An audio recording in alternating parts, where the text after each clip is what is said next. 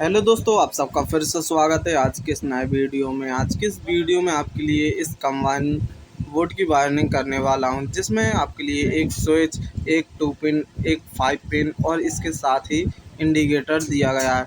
इन सभी का आपस में कैसे कनेक्शन करते हैं, आप वीडियो के एंड तक बने रहोगे तो आप आसानी से इस प्रकार के बोर्ड को एक ही बार में सीख जाओगे। अगर वीडियो अच्छी लगती है तो लाइक करें और चैनल को भी सब्सक्राइब कर लें, क्योंकि मैं ऐसे ही और भी बोर्ड से संबंधित और इलेक्ट्रॉनिक आइटम से संबंधित जानकारियां लाते रहता हूं। तो इसके पीछे हम देखते हैं कुछ इस प्रकार से हमें कंबाइन बोर्ड के पीछे देखने को मिलता है, जिसमें जी वायर देख रहे हैं, जी इंडिकेटर के वायर दिए गए हैं और इसमें 3 पिन दिए गए हैं। मैं इसमें पहले ही आपकी जानकारी के लिए बता दूं, जो तीसरा पॉइंट होता है जी अर्थिंग के लिए होता है और सभी में 2-2 पॉइंट दिए गए हैं। इसमें बस 3 है तो जी अर्थिंग के लिए होता है। अब हम इसकी वायरिंग करने वाले हैं, तो इसके लिए हम वायर के टुकड़ों की ज़रूरत या लंबे वायर की ज़रूरत और एक छोटे से पेचकस की ज़रूरत पड़ेगी, स्क्रू ड्राइवर की।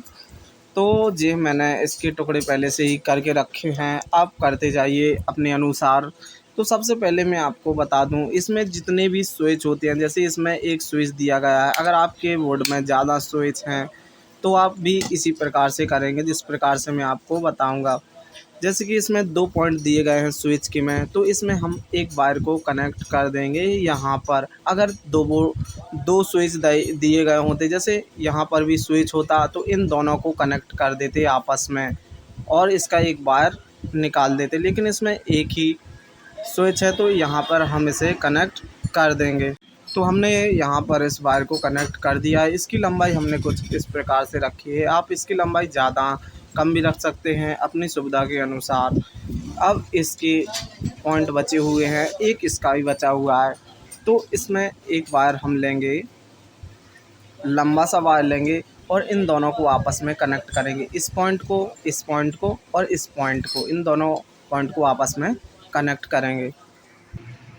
तो जी हमारा दूसरा वायर भी हो चुका है। अब इसका हमें ऑन ऑफ का सिस्टम करने के लिए यहाँ पर और एक वायर यहाँ पर और एक यहाँ पर, इन तीनों पॉइंट को आपस में कनेक्ट करना होता है। तो इन तीनों को हमने फिर आपस में कनेक्ट कर दिया है। अगर इनके बाद जो 5 पिन या 2 पिन और ज़्यादा हमारा बोर्ड लंबा होता और ज़्यादा होते तो इसी प्रकार से हम सभी के एक एक पॉइंट को कनेक्ट कर देते और ऐसे ही एक एक पॉइंट को इन्हें भी कनेक्ट कर देते। अब इसके बाद बचा हुआ है हमारा इंडिकेटर। इंडिकेटर का कनेक्शन 2 प्रकार से होता है। पहला तो एक ऐसा होता है कि अगर हम बोर्ड में इस वायर को लगाते हैं, दोनों वायर को, तो इंडिकेटर हमारा पहले से जल जाता है कि इसमें लाइट आ चुकी है।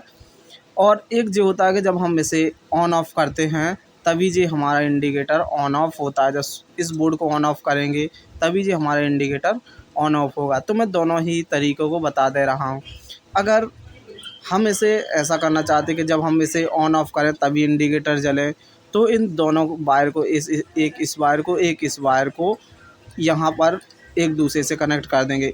किसी एक को एक इससे, जैसे ये छोटा वायर है तो यहाँ पे कनेक्ट कर देंगे, ये बड़ा वायर है तो यहाँ पर। लेकिन मैं ऐसा करना चाहता हूँ, जैसे ही हम इन दोनों वायर को किसी और दूसरे बोर्ड में लगाते हैं जिसमें हमारा करंट है, तो तभी ये चालू हो। तो इसका ऐसे डायरेक्ट करना पड़ता है। जैसे जी हमारा वायर है जी डायरेक्ट गया हुआ है तो यहाँ पर लगा देंगे, और दूसरा इसका जी डायरेक्ट है तो यहाँ पे एक लगा देंगे।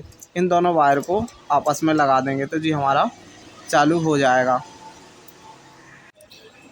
तो फाइनली बोर्ड हमारा कुछ इस प्रकार से तैयार होता है। इंडिकेटर का वायर छोटा होने की वजह से मैंने इन दोनों में कनेक्ट कर दिया है।